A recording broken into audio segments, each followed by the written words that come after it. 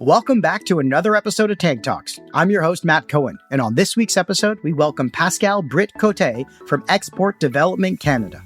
Pascal shares his journey working at EDC for almost 2 decades and how the government agency has evolved over those years to be more involved in the Canadian tech ecosystem. We dig into how the misconceptions of the word export has led a lot of software companies not being as aware of the incredible benefits EDC can offer Canadian startups and why founders need to know more about the ways EDC can help their startups succeed. Pascal explains how EDC's international footprint helps Canadian businesses tap into new markets and supply chains, and how their investment matching programs are incredibly attractive to other investors and founders. Lastly, Pascal shares some recent examples of where EDC has been filling the gap at the growth stage of investing and where they are looking to back more startups. Now let's jump into the tank for this week's episode with Pascal from Export Development Canada. Thanks for joining us in the tank today, Pascal. Thanks, Matt. I'm really excited to be here today. You know, Pascal, I'm super excited as well because it's not often that we get somebody who's obviously making a lot of noise and investments around the Canadian tech ecosystem, but someone who people don't know very well, which is Export Development Canada, EDC for short. And you've been at EDC for almost 2 decades, so I can't think of a better person to have on the show than you to explain a bit more about EDC and its role in the ecosystem. But maybe before we jump straight in, it would be great if you can give our audience a brief introduction on yourself and how you started working in the investment industry. Thanks, Matt. So, for me, this started exactly as you said, about 17 years ago. I did study in finance, and guess what? I always loved international trade and international finance. So, for me, the choice was pretty easy when I decided to come to work for EDC back in 2007. Since then, I've had multiple experience within the company, from being a frontline worker doing relationship management. But I've also spent about 10 years doing underwriting in our back office, which basically means being the credit guy, being the risk guy, the credit analysis, underwriting our 3 core offering in terms of financial product, right? So we'll be able to speak about that later on. So this opportunity for me came back to me back in 2022, where I was given the opportunity to lead the Ontario tech mid-market team. This was a great opportunity just because it was time for me to get back to market, closer to business, closer to client. But really what got me really excited was to lead the actual tech team. You might know this, Matt, and the audience might know this, but the whole corridor between the GTA and Kitchener-Waterloo has more tech company than the whole Silicon Valley. A big total addressable market for me was a huge challenge, and that's how I saw it. And you just said it really well. There's a big lack of awareness about what EDC does and the way we're doing things for tech. So when I saw this opportunity, saw this as a great challenge, and I jumped right into it. You know, the biggest misconception when it comes to EDC, though, is that people associate the title E for export and not associate it with software companies. But you just explained that there's more tech companies in the corridor before the valley, that people should obviously understand that exporting doesn't just mean physical goods. So maybe you can explain how EDC actually operates, its mission, and how it helps even traditional SaaS companies when it comes to selling globally. Matt, you're totally right. Like, everyone thinks about EDC, and that's probably one of the best kept secrets. Everyone thinks about EDC, about us supporting company who puts stuff in a box that goes on a cargo ship or that goes on a train or whatever it is. We do support a lot of those companies, but EDC is really here to help Canadian company go, grow, and succeed internationally. It doesn't matter if you do sell a good, if you sell a product, a services, or you even sell a software. That's exactly the reason why we are here, and that's exactly the reason why we exist since 1944. We do provide knowledge, we do provide connection, and we do provide financial support for companies who are exporting, as we spoke about, intangible services, such as services as software. As a matter of fact, EDC has been focusing on 5 key subsectors, and digital industry, which obviously includes software, and B2B and enterprise software is part of digital industries. We do focus on that core sector, but we also focus on agri-food, clean technology, advanced manufacturing, and resource of the future. Well, given that EDC has typically been underutilized by tech companies and tech firms, how are you trying to change that messaging? And what initiatives are you using to kind of undertake this shift that we're obviously seeing tech leading the way for a lot of our exports? For this, I lead the Ontario tech team. So very important to know that since 2018, EDC realized that this market was a special market. It was a special sector that needed attention. So this is when this has all happened. In 2018, EDC created a tech unit, for both Ontario and Quebec. And the reason for this is we needed to understand the language. We needed to speak the same language. We needed to adjust and tweak some of our product offering to make sure that they were relevant for a company who are exporting tech. So that was number one. So realizing the importance was number one. Number two, well, we have folks who are strategically located within the country, more precisely in Ontario. We have folks in the GTA, Kitchener, Waterloo, and Ottawa. People on my team. There's also a huge presence of a senior relationship manager in Quebec as well. So having the presence on the ground with specific relationship manager who again understand gap trends, opportunity for the sector was number two. After that, we set up those units. I mean, visibility comes number three for me. Key events, key tech events, the flagship events for us that we attend most of the time. Well, the biggest one in Toronto, there's Collision, obviously, end of June, but there's also SAS North, the one that's held in Ottawa. So we are quite involved in some of those key events in order for us to meet as many as possible tech company out there, right? We're also a pretty proud sponsor of Deloitte Fast 50, where again, we have the opportunity to meet clients, meet prospects, but also just to explain them how we're doing things, but really what is our value proposition. And the fourth bucket for us in terms of creating awareness, getting to know the ecosystem is our connection. We have a relationship with every tech bankers out there. We are connected with the tech ecosystem, including key association. I mean, we even sit in offices from banks, right, on a monthly basis, right? So we meet with the tech bankers. We hear about the file that these guys are working on in order for us to maximize our opportunity to connect with as much company, but also with as much ecosystem player that we can. Right. I mean, let's go into the real details here. Let's say I'm an early stage tech company. I meet you and your team at Collision. Great. We have a nice conversation. We learn a little bit about EDC and maybe how you can help us through some of your network partners. What happens after that? How does a company find their way through the EDC network of partners and into some value partnership? So a lot of people I've been here for 17 years. We spoke about that, right? But a lot of people are telling me, hey, Pascal, there's a new EDC out there. Like, I mean, we're hearing a new buzz. We're hearing about new things that EDC has been doing. So let me just run you through the way we're looking at doing things. So the first thing is we're going to meet with the company. We want to understand really what is your challenges. How are you growing? What's your growth plan? Basically, we want to be a long-term partner. That's number one. So we're going to meet. We're going to digest the information. We're going to really get together and understanding which value proposition or which pillar of our value proposition is what you're looking for as of today. Those three pillars in terms of value proposition is the first one is knowledge. Are you looking to get in a new country? Are you thinking about opening new offices somewhere out in the world? Are you looking for tax advices in doing business in one country? So that's the knowledge piece of what EDC provides. Number two is the connection. So we spoke about the partners, right? We spoke. Are you in the market to find a new tech bankers or a new bank, right? Are you in the market to be connected with a global partner who's buying some enterprise software stuff, for instance, right? Are you in the market because you are traveling to Singapore and you would want to meet some of our rep on the ground in Singapore? So that's the connection part, right? So that's the second pillar of what we would want to understand where your business needs us. And obviously, well, the third one is all about our financial product, because ultimately, EDC is a crown corporation. I've mentioned this. We've been formed in 1944. Everything we do, we don't offer any grant. Everything we do comes with an actual interest rate or insurance premium, right? And we do offer financing, bonding, and also insurance, right? So those are the three things that we do offer. But I mean, we met at Collision. We're going to go through your business. We're going to put you in the center of everything we do, and we're going to try to understand where we could add value. Is it on the connection side? Is it on the knowledge side? Or is it on the financing side? And we're extremely curious to know about the company, because this is how we do provide value and us staying your long-term partner. The second point you made is about how maybe a founder or a sales leader is traveling abroad and looking to make connections with large enterprises that they may not have access to through their immediate investor or VC network. EDC would be a person that they should be calling if they're a Canadian company looking to find partners and customers abroad, overseas in Europe or anywhere else. You know, is that something you guys see yourselves differentiating from all the other partners that they could be partnering with? Absolutely, Matt. We EDC, we have around 20 international offices all over the world, right?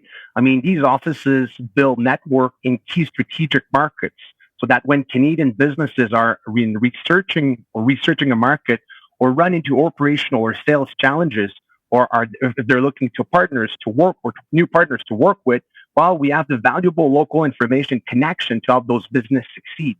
So, EDC has a large focus right now on the whole Indo Pacific region, and our new offices are primarily located there as of right now. But we have offices all over the world. We'll come back to the Indo Pacific at some point. But just to your question, those offices are at the disposal of every tech company in Canada. My biggest recommendation for all those tech company out there is to leverage these international offices. Those offices, that's what they do. They build relationship with large multinational business in those international markets. The typical range of company that we are targeting, so those international buyers, those foreign buyers, are company with revenue anywhere between $1 billion to $5 billion. Through our relationship, we are able to learn what they are interested in purchasing and make introduction to Canadian companies who may be able to provide those goods or services. So in a nutshell, those offices, you can first off get a presence when you go and visit those offices. The folks that are EDC employee on the ground, their goal is to build rapport, relationship with those companies. And furthermore, they build relationship with the procurement team, right? So the procurement team of those foreign companies, once we understand what they need in terms of Canadian capability, that's where the connection angle comes in. And this is when EDC can facilitate those introductions. So I like to call this creating trade out of thin air, basically, Matt. Wow, it's super fascinating. What would the American equivalent be? It almost sounds like an embassy, but what's the American equivalent to like an EDC? Well, is there even one? Yeah, no, absolutely. There's one. Every single country has what we call, the acronym is ECA, so Export Credit Agency, right? ECA. EXIM is the one that's American. They're all a bit different. Every country has their own ECA. Every of the AC is run just a tiny bit different. The one down in the state is more run like an actual ministry versus the way EDC is run, more like a crown corporation, an international bank, if you would like, Matt. But every single country has their own ECA. Yeah, it's interesting. Let's speak about the banking piece, because you mentioned that you have this investment matching program for mid-sized firms. One, can you explain what a mid-sized firm really means and how this actually works in the sort of selection criteria that you go through? I spoke about my role being the lead for the Ontario tech team, the mid-market tech team. What this means is in our portfolio, in my team, we are stick handling accounts with company with sales anywhere between $10 to $300 million. That's what my team focuses on. We do have a small business office, obviously, that takes care of company with smaller sales. So anywhere between, let's say, $0 to $10 million. My team focused on mid-size. And the actual matching program has been designed for mid-size, but it can also be used by smaller company as well. So the first point that we're going to look at, everything that we do is a solid mandate argument. What I mean by mandate is every single company that EDC support needs to have an export angle. Matt, for you, for the audience, for anyone who's listening to this podcast, most companies are tech, right? So for them, no one builds a software to be sold in Toronto or Montreal or Vancouver, right? Everyone sells a software to be sold worldwide. So, you get the check mark right there. Solid mandate argument, that's there, right? Second most important point is to have a signed equity term sheet in hand.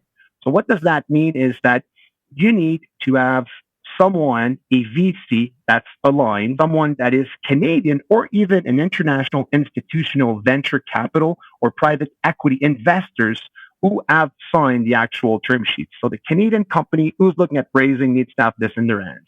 Number three, it's normal. It's going to be part of that same term sheet that will be signed as market terms, right? It has to be market terms. And the last thing that we're going to look is the actual growth plan of the company.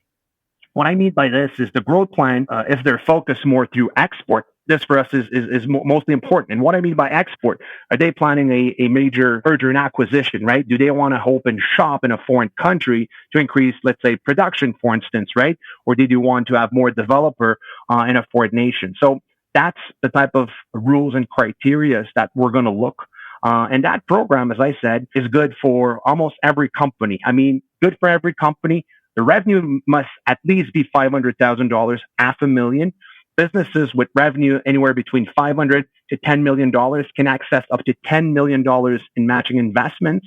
And any company that falls into my segment, which is again, mid-market, $10 to $300 million, we can match up to $25 million in matching. So let's make this a story very easy. You do have a Canadian VC who's interested in putting new money in the company, in your company. You have that certain term sheet. They're in for 5, 7, let's say $10 million. EDC will go through the criteria we spoke about that I mentioned to you, and we're going to see if we can match. So instead of raising or getting 5 or 7 or $10 million, you might get 10, or you might get 14.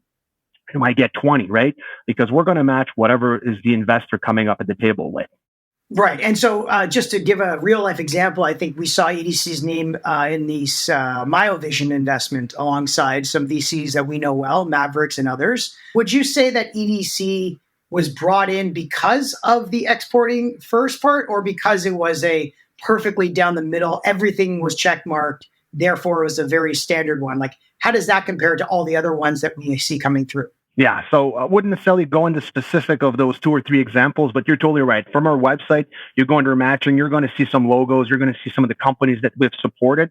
What I can say is right now we've supported over 110 companies so far with close to $400 million in co-investment, right? Which is not bad. But I got to admit that the bigger the raise is and the more focus is on export, while this does check a lot more boxes, right? Like, I mean, we are called Export Development Canada, right? So we want to support export as much as we can. Merger and acquisition is a big one, right? If a company is planning on acquiring a foreign company, they're doing this through equity. This is the type of stuff that would that is obviously more appealing to us.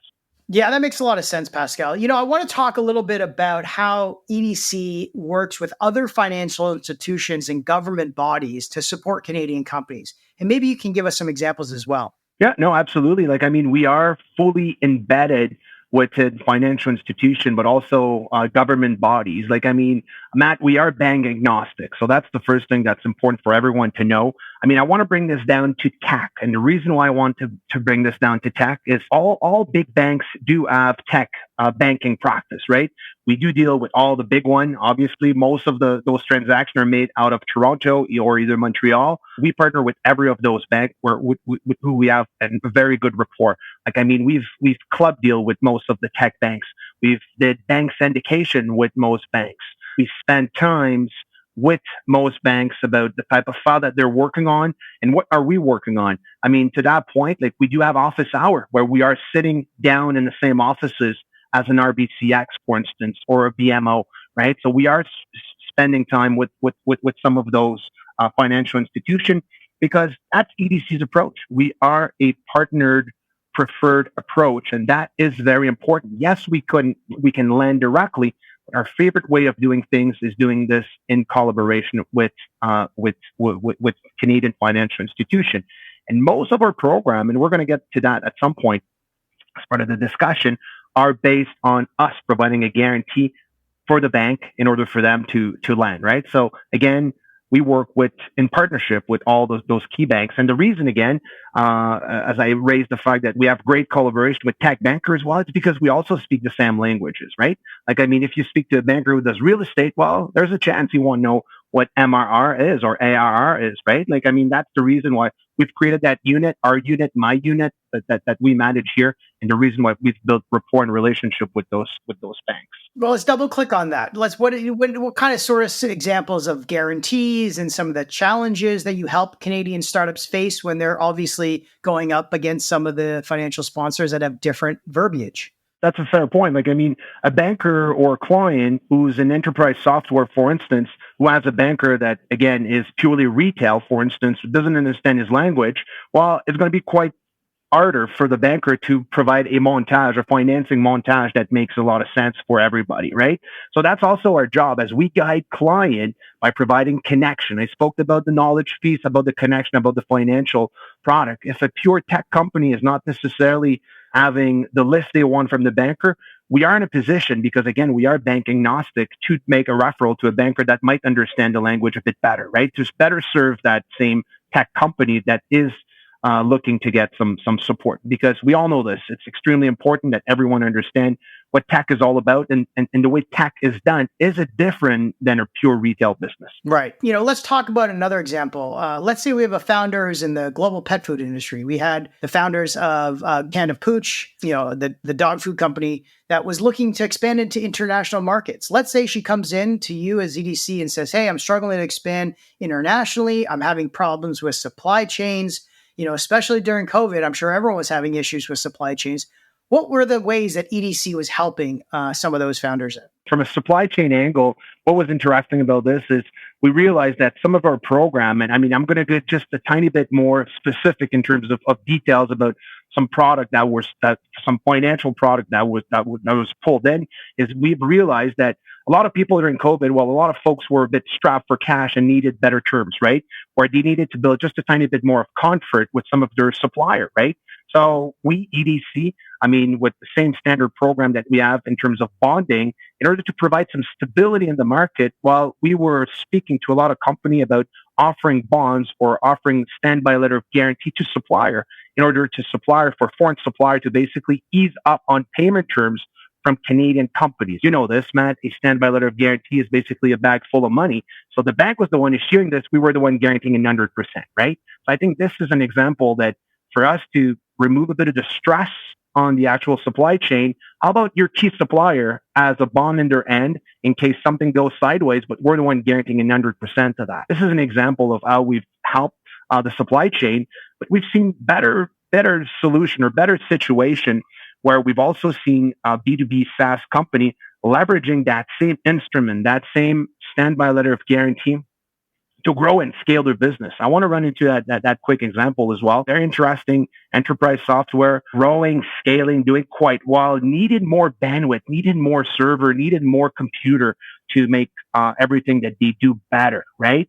They went and contacted a big OEM. The big OEM who sold the actual server said, yeah, no problem, but hey, you got to either pay cash or we could look at financing you. But if we do finance you, you will need to provide and post some security. Well, guess what? This same Canadian company posted a bond with an actual standby letter of guarantee that EDC guaranteed 100%. And right now, this same enterprise SaaS company has the computer, has the bandwidth, has the server that they were looking for, and that big OEM sold them those same servers, right? By having an actual guarantee in the background, right? So we were able to facilitate that sale so the Canadian company can grow their company basically with our support in the background. That's incredible. So let's play a real world example, hypothetical, but could be happening out there. We are seeing a ton of money being poured into AI infrastructure companies who are taking 70% of the capital they raise, let's say they raise $100 million, and pouring that right into NVIDIA H100s for model training. Really, it's COGS, right? They're not actually using it for R&D that they can amortize over the life of their business, but it's really to buy and secure that spot in NVIDIA's lineup for their H100s or B100s. So would EDC potentially be able to insert itself into that role? Or is that so far off the curve that there is only a need that these VCs or strategics like Salesforce, Microsoft, NVIDIA can fill with dumping cash onto a startup to pay for that? Yeah, no, that's a very good point. Like every transaction is a tiny bit different, right? I got to admit that we are, Matt, doing a lot more work on deep technology.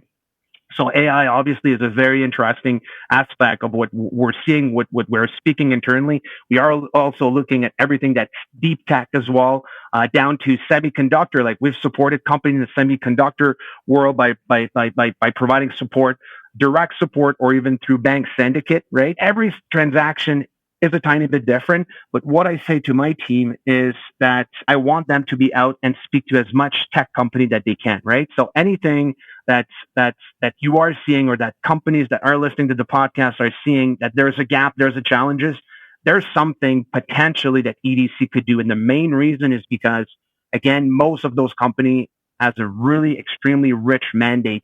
If there's a rich mandate, most likely there's something that EDC could do.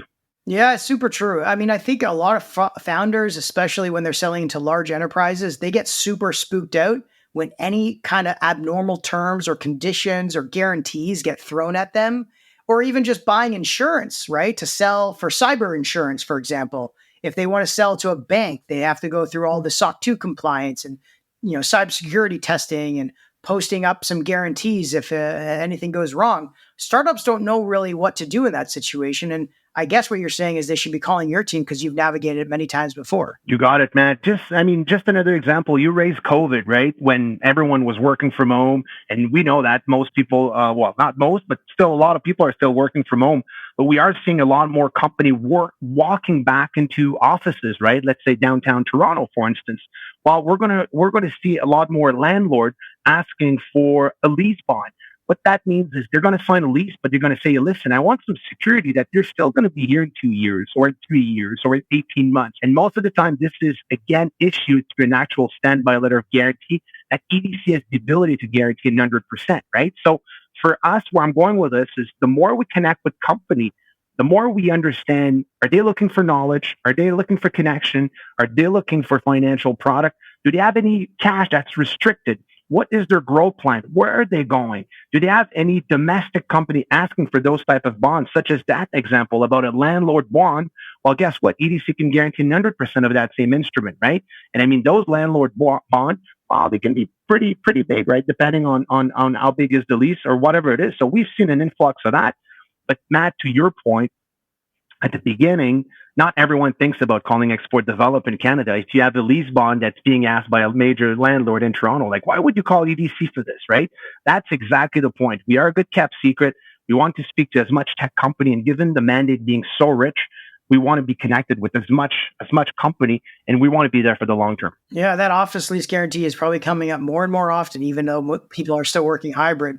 Another example I want to get your thoughts are is, let's say you're a Canadian tech company and you're looking at starting to sell your tool abroad, but you also want to set up offices abroad. Now you got to deal with local jurisdictions, real estate, whatever the regulatory requirements are there, plus taxes. Can you give us some examples of how companies from Canada are trying to go overseas to Southeast Asia, Australia, or somewhere else and try to get their infrastructure set up, and how EDC helps them? So that's going to touch on our second point of our value proposition. Or first one, sorry, that's going to be about all knowledge, right? So this is free of charge. EDC does provide knowledge for company exactly to what you spoke about. So some of the risk that we are seeing from Canadian tech company, what you spoke about. So market, political, and regulatory environments, right? So everything legal specific, I mean, we're there to provide some advices. The local economy, legal and tax compliance, we're there to do this. Labor laws in different markets. You spoke about doing business in Asia. Well, guess what? The laws are quite different than here, right? So we do provide advices about this. We also provide offices about avoiding corruption. Giving you tips and tricks for company not to fall in that trap. We provide something that's quite interesting as well when we speak about protecting your IP as well. We won't necessarily provide the insurance, right? But we will provide guidance and support, because doing business in a foreign country is very different than doing business in Canada. This is all the knowledge piece that we're giving to company, which I highly recommend a company to call us directly and speak to us. That's number one. Number two, our website is pretty nicely done as well. There is right there a webinar that speaks about opening on an office in Australia or let's say in Bangladesh or Vietnam. We have live webinar that speaks about doing exactly that. So that's the actual knowledge piece that we do provide free of charge. I will say, for a government website, it actually is very well done. So kudos to you and your team on that. I guess one other thing I want to ask you about is sort of how is EDC fostering this innovation within certain sectors? We've got clean tech, we've got AI, infrastructure. There's so many things that we've been focused on here in Canada lately. How is EDC trying to put itself at the center of fostering innovation in Canada? I spoke about the 5 subsector or the 5 key subsector that we are focusing on, right? I spoke about agri-food, clean technology, advanced manufacturing, digital industry, and resource of the future. There's a reason why we're focusing on those five subsectors, is because this is where we believe that Canada has the most potential to regain its place as a big trading nation, right? As part of what we do for Canada to basically bring back or bring more wealth for Canada. Those sectors are the ones that are the most active with the highest potential in terms of growth.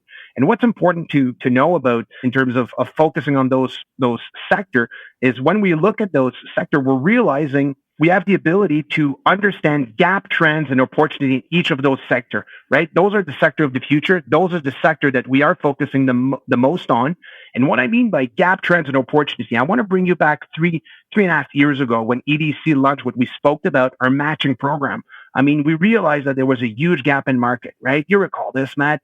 This is right with COVID. Like, it was really hard to raise money. It's still a tiny bit harder. It's still a bit hard to raise money these days as well. This is when we realized, and we said to ourselves, we got to come up with a program to help company, specifically in this one. Well, it's sector agnostic, but there's a big focus on tech. We spoke about that, right? So that's how we help foster what you spoke about, innovation within sector. Come up with solution that not everyone thinks about in order to provide some of the support that companies are in need of. Yeah, absolutely. I mean, look, I've heard about EDC early on when we started Ripple Ventures, and it is truly one of Canada's best kept secrets. We've benefited from the work you've done with some of our portfolio companies, and I've really enjoyed getting to know yourself, Lisa, and Glenn and the team, and trying to find ways to help more early stage tech companies benefit from the very large wealth of knowledge that EDC has had over the years. And obviously you and your team have been able to help a lot of our companies and hopefully more in the future. Before we jump into our fast favorites, what are you looking forward to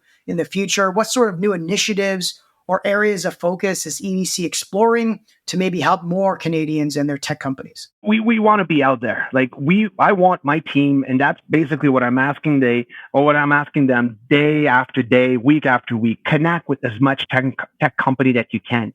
We want to hear the story. We want to hear about Canadian tech company. How are they growing? How are they scaling? How are they getting over that same inflection point, right? We're here to be a long-term partner. We need to understand the story.